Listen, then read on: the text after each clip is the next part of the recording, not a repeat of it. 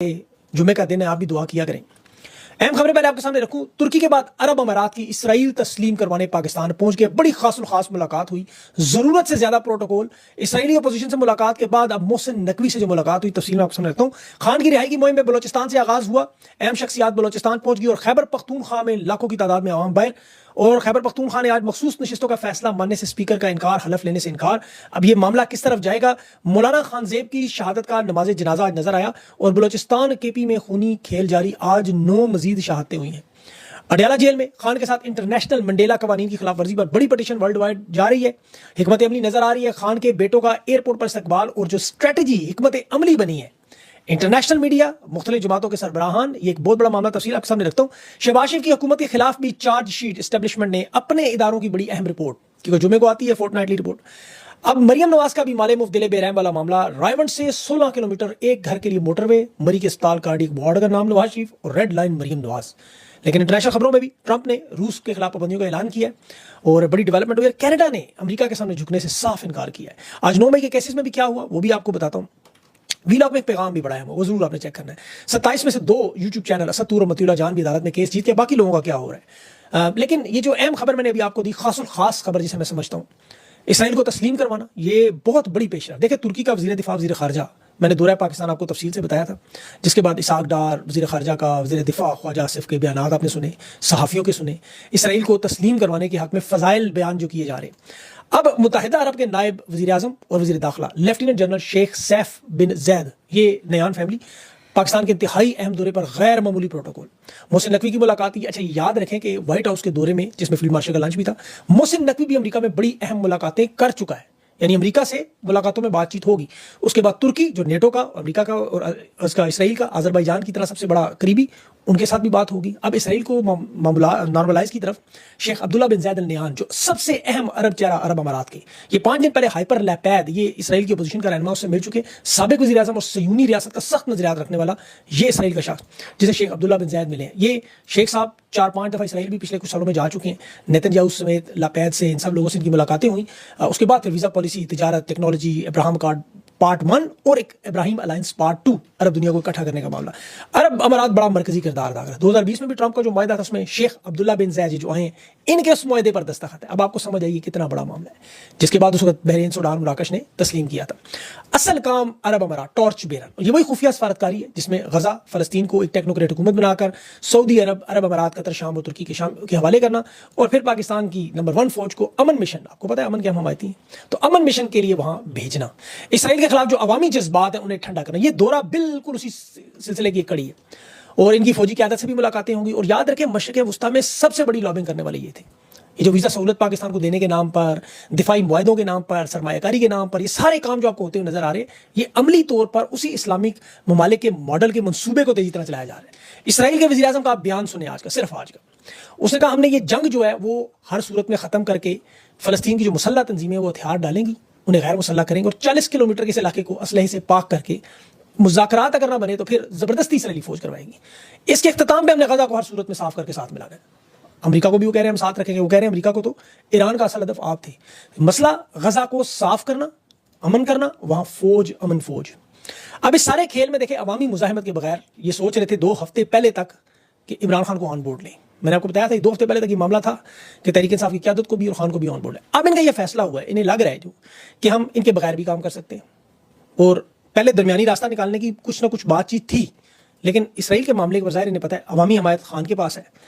अब इन लोगों ने फैसला किया कि हम इनके बगैर करने की कोशिश करें, क्योंकि ताकत हमारे पास है, निज़ाम हमारे पास है, तो हम क्यों इमरान खान को उसमें शामिल करें।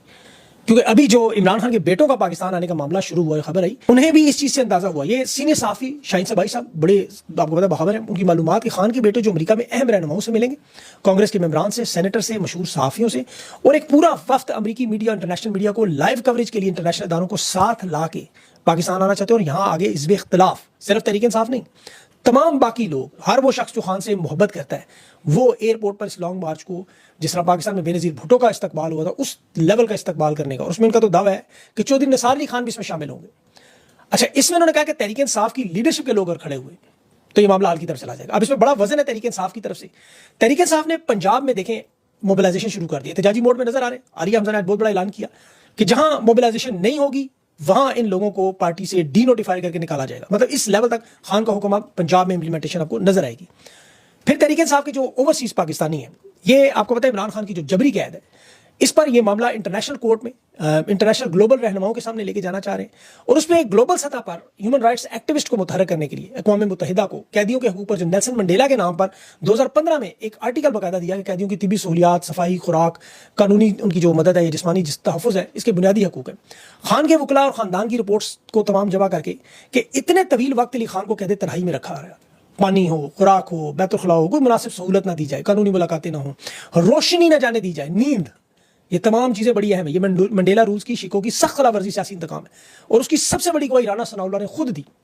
उसने कहा खान की जेल आम लोगों से सख्त हमने की है क्योंकि वो जेल में बैठ के भी तहरीक चलाने का ऐलान करते हैं। तो अगर वहां से तहरीक चलाने का ऐलान करेंगे तो हम जेल मजीद सख्त करेंगे और तंग करेंगे। ये राना सनाउल्लाह अपने मुंह से मान रहा है। आज 9 मई के केस में खान का केस लगना था, अदालत में खान को उन्होंने बुलाया था जाती, ऐसे में जज का हुक्म नहीं माना गया। अब वो 25 अक्टूबर तक मुलतवी की गई। इस तरह जिना हाउस में जो पुलिस की गाड़ियां जलाने का मुकदमा था इंसदाद दहशतगर्दी में, जिसमें आज जमानत का केस था शाह महमूद कुरैशी का, उमर सरफराज चीमा का, महमूद, वो रिजेक्ट की गई है। तो तहरीक इंसाफ को सारे हालात नजर आ रहे हैं, इसीलिए वो मुजाहिमती तहरीक के लिए तैयार है। खैबर पख्तूनख्वा में मखसूस नशिस्तों पर मुजाहिमत शुरू हुई है। स्पीकर ने इनकार किया हलफ उठाने लेने से भी, और जो खत इलेक्शन कमिश्नर ने नून लीग ने लिखा कि आर्टिकल 255 के तहत इनका हलफ लाजमी है, एक हफ्ते में अगर स्पीकर ने इनकार कर दिया। पंजाब में आज 26 जो नाहल है वो भी स्पीकर के सामने जाएंगे। यहाँ पर भी मुजाहिमती मौकफ नजर आने की खबरें आ रही हैं। लेकिन अभी जो खैबर पख्तूनख्वा में मुराद से इनकी कॉल पर जो बहुत बड़ा एहतजाज शुरू हो रहा है, पश्तून अमन, क्योंकि अमन के दाई एक एक करके खैबर पख्तूनख्वा में खत्म किए जा रहे हैं। मौलाना खान साहब की शहादत बहुत बड़ा नुकसान, ये अमन के दाई थे, वहां पर बाकायदा एहतजाजी मुजाहरे हुए। देखिए इतना बड़ा जनाजा नजर आया मौलाना खान साहब का।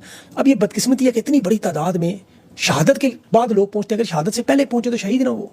और ये अवाम की अपनी बका का मसला है। यार लाहौर से कोयटा आने वाले 9 लोग जो शहीद हुए, लाहौर गुजरांवाला अटक डेरा गाजी खान से, सवाल तो ये पैदा होता है कि ये लोग जो पंजाबी शहीद हुए, ये फैक्ट्रियां, रोजगार, सब कुछ तो पंजाब में, ये घर पर छोड़ के कोयटा क्यों जाते हैं पसमानदा, जहाँ पे तो नौकरियां नहीं है, वो तो बहुत ही पसमानदा इलाके हैं। वहाँ कौन ये कुछ सिविलियन है या पाकिस्तानी मतलब एजेंसियों के लोग हैं, लेकिन जुल्म हुआ है इनके साथ, ज्यादती हुई है। अब उसकी आड़ में बलोचिस्तान में क्रैकडाउन भी होगा। और खैबर पख्तूनख्वा की देखें जो बदमनी है, उस पर तो इनका अपना सेनेटर हुकूमती रहनुमा एमल वली कह रहा है कि मेरी पार्टी के किसी शख्स को नुकसान पहुंचा तो sector commander Khyber Pakhtunkhwa, core commander Khyber Pakhtunkhwa और IG और ज़िला पे FIR करूंगा। मतलब इस लेवल तक ये हुकूमती बंदा कह रहा है। तहरीक इंसाफ को तो छोड़ ही दें। अब जुमे की 15 दिन की जो रिपोर्ट आती है उसमें पीपल्स पार्टी नून लीग की बहुत बड़ी चार्जशीट भी सामने आई है। उसमें एस्टेब्लिशमेंट को एक तो जाहिर है, देखें याद रखें कुछ चीज़ें, नून लीग और आसिफ जरदारी और ये लोग नवाज शरीफ, ये एस्टेब्लिशमेंट के डसे हुए हैं। इस वक्त इनका सर धड़ से बिलाशुबा अलग और धड़ मुकम्मल सजदे में, इसमें कोई शक नहीं, लेकिन इनके पंजे मौजूद हैं जिनसे एस्टेब्लिशमेंट डरती है। फिलहाल तो चोरी का माल है, आपको पता है, उस पर गठजोड़ मजबूरी है।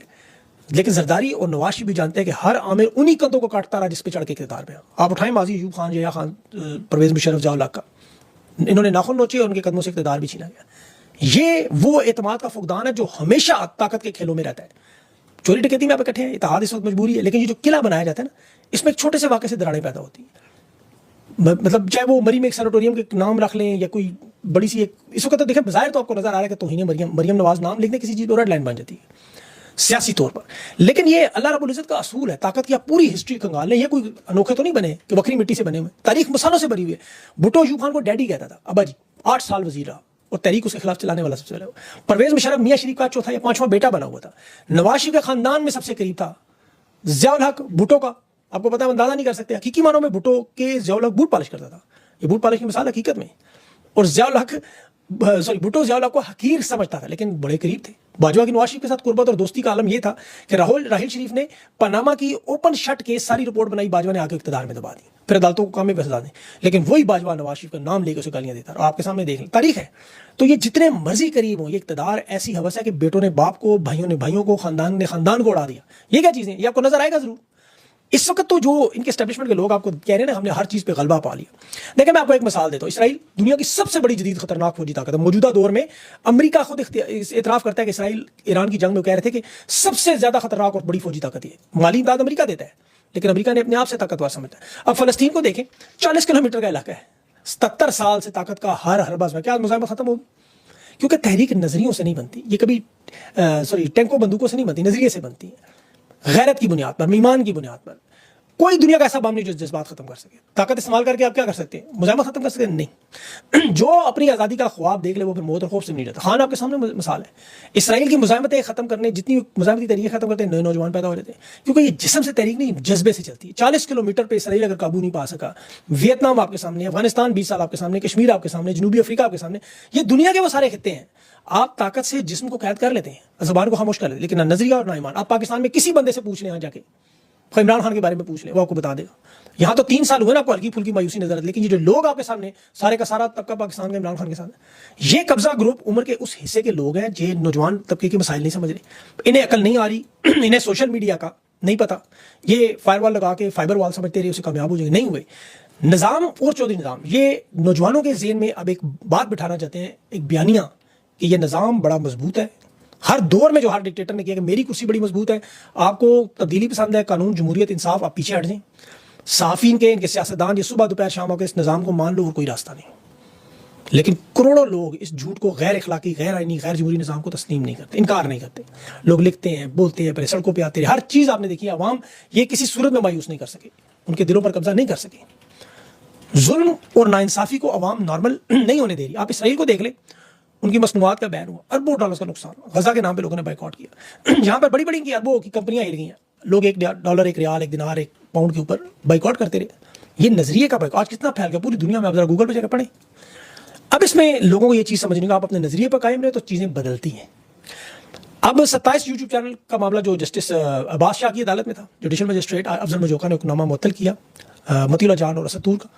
अच्छा याद रखें, चैनल अभी बंद नहीं हुए, वीपीएन से आप लोग देखना शुरू करें, आपकी आदत पड़ रही है, ताकि बंद हो तो चलते रहे। एक तो ये चीज़ है। दूसरा, आपके जितने भी देखें यहाँ के सहाफ़ी हैं, कंटेंट क्रिएटर हैं, उनके लिए देखने वाले ऑक्सीजन है। जिस दिन आप लोग देखना छोड़ेंगे, ये कंटेंट खुद बहुत खत्म हो जाएगा।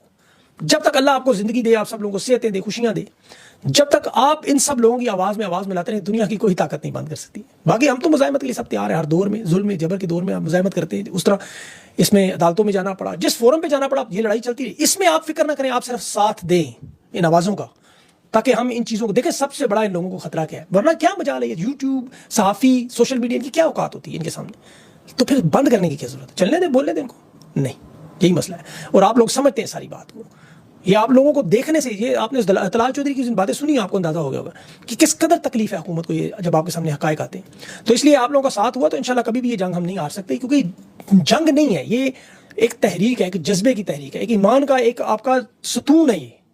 इसलिए आप सब लोगों का साथ इसमें जरूरी होता है। बाकी अल्लाह जिसके दिल में डाल दे, ये अल्लाह की मर्जी है, कोई किसी को नहीं कह सकता। देखें, मैंने क्यों कभी नहीं कहा शेयर करें, लाइक करें, सब्सक्राइब करें, कि ये अल्लाह रब्बुल इज़्ज़त का हुक्म है। वो अल्लाह खुद दिलों में डालता है, खुद। जैसे इमरान खान की मोहब्बत लोगों के दिलों में डाली है उसने। अब ये लोग भी जेलों में जगह, ये लोग भी आपके सामने इक़्तिदार, लेकिन